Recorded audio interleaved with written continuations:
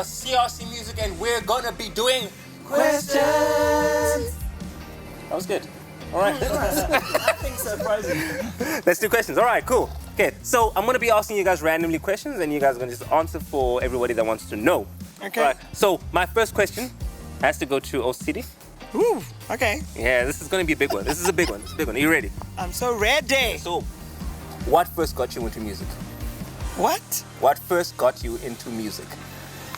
I think I was born loving music because that's all I had my whole life. And I used to make up songs with everything in the house. Nice. I've been that person. A teaspoon, a cup, and whatever. My brother used to laugh at me because I would literally just come up with that, you know. And only when I got to a certain age, then my mom allowed me to go sing in the school choir. Nice. That was kind of boring, but it helped me to be where I am today. Yeah. So what got me into music, I think I was born for this. Sure. Look at that. Oh, yes. Oh, so good. All right. Okay. Speaking of school choirs, we got a bunch of choir boys here, and I'm gonna start with one of them. I'm gonna start with Anesi. Yeah. You're a choir boy, right? I'm a choir boy. Yeah. All right, cool. So, explain to us what's the creative process of working on a song. You've seen most of it, right? How can you explain it as easy as possible? Okay, so you have an idea, you bring it forth to Lufuno Or anybody else, I assume. or BF, and they're like, nah. No, I'm kidding. That sounds more like BF. Anyway. Yeah, probably. But yeah, like with us, I think at our church we have a very close group thingy-majiggy. Am I saying the right words? Whatever. Yeah. But anyway, yeah. So we have a songwriters advance and everything, and we literally get into groups of 4 or 5. So we have different people, different inputs, people with different personalities, different styles of music, bring it together, and something magical always happens. So I think that's my favorite part about the musical process. Then there's the after things like the BVs, creating the music. That's the stuff that I don't know that stuff. That's the BF Lufuno stuff. They'll tell you about that. But the BVs, man, like. There you have to start being a bit more creative, coming up with harmonies that aren't as predictable. Modi's really good at that. Our CD's good at that. So yeah, it's a lot more than what people actually think it is. It's a long process. Yeah. Okay, that's good. Yeah. Okay. From one choir boy to the other, LJ. Hi. All right. Your question is one of the deepest ones I could find. Okay. Do you sing in the shower? And if you do, what is your go-to song? I actually don't sing in the shower. What? Oh, is that the wrong answer? Oh no, I mean I do sing in the shower, and okay, no, I do sing in the shower. Okay, wait. Okay. It doesn't have to be in the shower. Okay. Like, wait. If you're just randomly at your house, just doing what you do. Yes. LJ on a normal day. Are we just being copyrighted? LJ. Is this like CRC music songs that we're supposed to Hey, be singing? I don't know what you sing. I assume it's CRC music songs. Okay, because I only sing CRC music. Okay, I really like Real Thing from our new Heaven on Earth album. It's one of Get my it. favorite songs. I identify a lot with the 80s funk sound, and that song in particular, especially with that sort of old-timey electric guitar and all the riffs in it. It's a really good song. So yeah, that's my favorite song to just sort of jam alone to and bother my neighbors with. Speaking of old-timey, hey, BF. Not anymore. How's it going? Good, man. How are you? Good. Okay, I want to ask you, what do you think? You know what? Let me change it. Here's a Okay. question for you. Change it up, Rick. Yeah, let me change it up. Okay. When you're working on guitar lines, Yes. right? When you're working on guitars, putting them in songs, making them sound cool and epic guitar solos, what's your process? What are you thinking of? I usually think of what would Lufuno like, and then that's what I do. And then I don't do that one. And sometimes I hit and sometimes I miss, but no. Really. 99.9% plus 0.01% you hit. Yeah. No, I think for me the process is just listening to the song, making sure that listening to the melody, what is like complementary to the melody, where are there gaps where nothing else is playing, making sure to fill those gaps, and just I like very melodic type of like stuff. So I like anything that I can sing in my head. I usually put down, or that's something that's that makes sense to me, because I like something that I can sing. If I can't sing a line, I usually don't play it. So that's usually before I even like put something down, I'll listen to a song and I'll start singing melodies that I can, and then from there put that in. Yeah. That's cool. I actually want to ask a question to your wife, Kayleen, and I'm going to come right back to you. Kayleen, being in a house with someone who spent 3 years writing one song.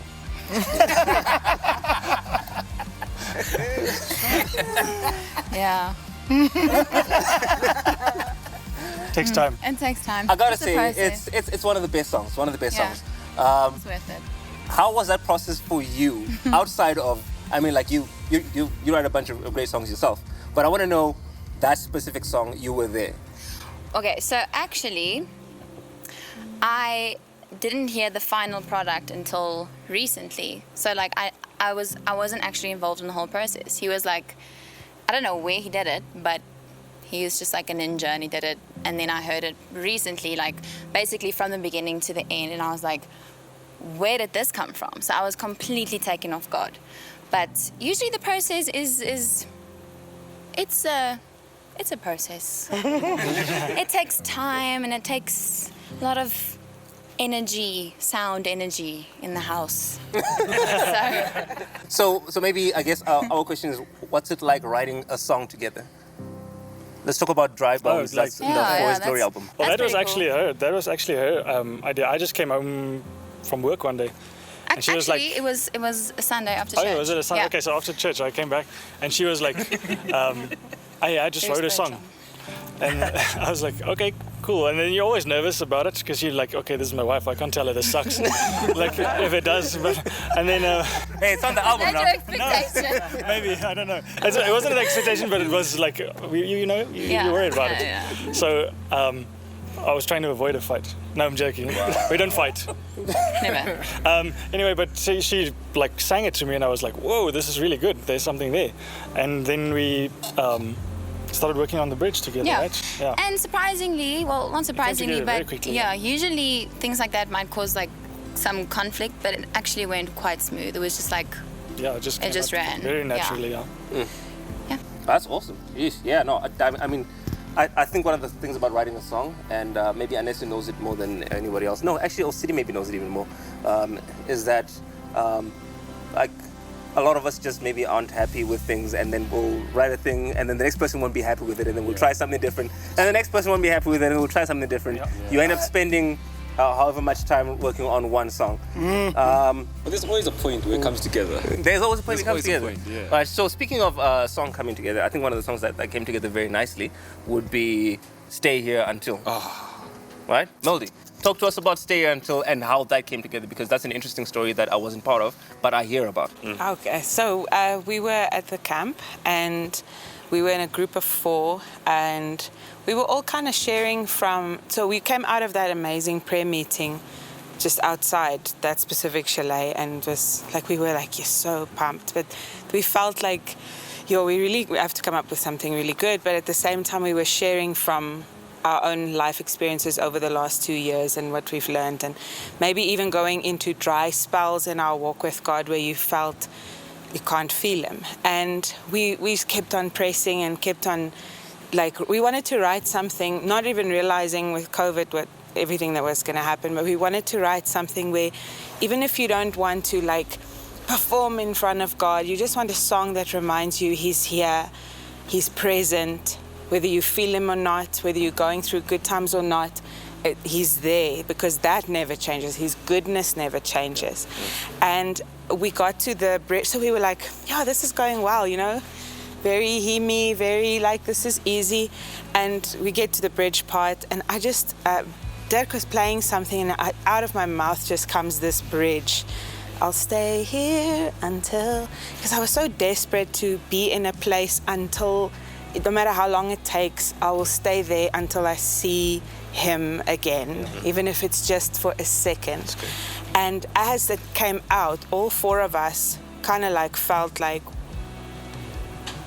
the atmosphere changed immediately. It was almost like we could hear a footstep, like if I can be dramatic about it, but it was not the same as it was until that line, and suddenly we went into worship for like 45 minutes. We were like in a spin of just staying there until, and it was fantastic. Like we were like a little bit woozy, drunk in the spirit at lunchtime, and everyone's like, what happened to you guys? But it was like amazing. Like I really felt like God came and just poured and said, okay, I'll come. If you are desperate enough, if you are hungry, I will come. And I feel like that keeps happening.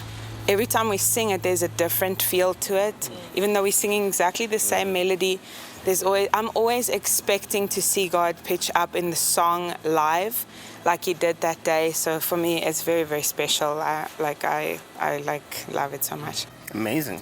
I think speaking of songs that we want God to pitch up in while we're singing, what is your feeling when you're singing God of the Overflow? What's that moment like? Because I like it's a very, very interesting song because it's a very bold declaration of things that we're standing for. Yeah. So I mean, what's your just thought process? Where are you at when you're singing that song? Honestly speaking, I think it's because every day you go through something and you just want God to show up. And most of the people, especially in this season, finances were quite bad because of COVID and people were sick and all those kind of things. And every time for me when I sing that specific song, I just see God becoming a God of the overflow. I feel like it's a prophecy. It's something that you declare, but actually you saying, God, I know you're able, which is true. Yeah. Because that's actually a lot of what I say to Him all the time. I say, God, I know you're able. Even though you don't want to give it to me now, but I know you have it for me because you have everything. Yeah. You know, I mean, the arguments that I have with God, not arguments, or the shouting that I have, whatever, those conversations, I'm always like, but God, how come you don't give me this? Because this is what I want. And I know you have it. There's nothing impossible with you. So why are you holding on with that one? Like, why are you keeping me waiting for so long? I mean, God, I've been serving you for so long, you know. You God of the overflow. So just do your thing, you know. But every time I sing that song, really, I just want whoever that's sitting on the other side and is feeling like, but God has left me. They still need to remember that He is the God of the overflow. He still has control. You might be in a space in your life where He's not doing it like you want Him to do it now, but He's able actually. So sometimes it's a process that you have to go through, and there are things that you have to give up so that God can give you what He wants to give you. But we are not aware that a lot of things are in our hands. If you hold on to your money and you say, I can't give God because I need this money, it simply says you don't trust Him that He's the God of the overflow. You don't trust that He can give you more than that. I was taught for many years that every seed that you have, that if it's not enough for what you want to do, then it's not yours. Don't eat it. It's a seed. Go plant it. Yeah. Then you can see the overflow happen into your life. So I honestly can say that song encourages me. Every time I say those words, you're God of the overflow, you are well able, you can do it. I still believe He's still going to do it. And that's where I'm going to stay. I'll stay there until. Come on. You see what she did there? She just did it. To that, for me, that first line, I'm standing on the word of the Lord. Yeah. Like for me in lockdown, I got obviously more time to really get into the word. And I realized that the Bible says the word became flesh. Yeah. So whenever you start that song, I'm just like, yes, Lord. You know, like every promise that I confess, all those scriptures, you know, that you're reciting, it's not for nothing. The word of God is a living organism. If you put it in, He reminds you at the time when you need it. For me, that inspires me. Every time when the song starts, immediately I'm in that prophetic place of speaking His word and seeing the overflow. The promises of God. That's amazing. There's definitely that melody, because every time I think of that woman, of how much she gave up, she just gave her last might, her last, like, she knew that after this, well, I've got nothing. It's on you, God. It's on you now. If I give this, it's my last bit. That's it. You know, the woman that had to make those little breads for the prophet, and the little bit of oil that was left that had to be multiplied. Multiplication doesn't just happen without you putting something first. You put something, like your last bit, you say, God, here it is. I know I'm going to be hungry after this. Well, in retrospect, I'm not going to be hungry because I'm giving it to the one that can multiply it. Amen. So that's it. Wow. Eesh. I don't know how I'm going to top that. I've got one more question, and that's going to go out to Kwanda. Kwanda, how many strings does a Middle Eastern mandolin have? 12. No, the answer is 13. No, Kwanda. Okay, rank from all three of our albums, right? 4 with this new one, right? Your top 5 favorite songs to perform. Top 5. Top 5 favorite songs to perform. Okay. The first one is God of the Overflow. All right. Yeah. Yes. Do I have to say why? Yeah. Okay. I just wanted to say why, yeah. Yeah, God of the Overflow is number 1, without a doubt, for me in this season especially. My favorite line is above all that we could ever ask or think. I think that's, for me, it always raises my expectation. Yeah. Knowing that whatever I can ask God and whatever I can think of, God will always exceed that. That always raises my expectation. Amen. So, Preach. yeah, that's number 1 for me. Number 2 is A Love Unbroken. That song. If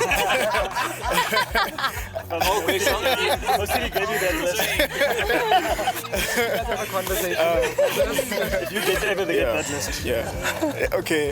Yeah. That song. It's a prayer that I think in our nation. Amen. I think it did a work. And it's doing a work. I mean, Amen. the more people that sang that song, I always felt like it was a prayer that's going out to God. We're praying for South Africa, and wherever people sing it or play it, they pray for their nations. Number 3 is You Were There. When BF sent me that song, he asked me to play keys initially. And then the only thing I could do is just play that song over and over and over again until he asked me again, so what's happening with the keys? I'm like, bruh, you get them when you get them. And then I just couldn't. Exactly. So that's incredible for me. Number 4. Praise on My Lips. Yep. Yeah, Praise on My Lips. That's a fun song to play. That's the words are great and stuff. That's awesome, but it's just it's a very challenging song to play as well. But then it's fun. And then the last one is that song in E, Crashing In. Yeah, I think that's one of the best produced songs that we've ever done. For me, that's like it's just on another level. It's on bass. If we get it, we get it. If we don't, it's so difficult, but it's so much fun. It's so much fun as well. And my son loves it. Yeah. Joshua loves it. Those two actually, the last 2 you said, those are his favorite. Good taste. So, All right, guys. you know. Don't forget. Okay, guys. This was CRC Music, and we just did questions. That was 2 different keys, but it was Can we try this again? One more time. Right? We're done. This is it. Questions.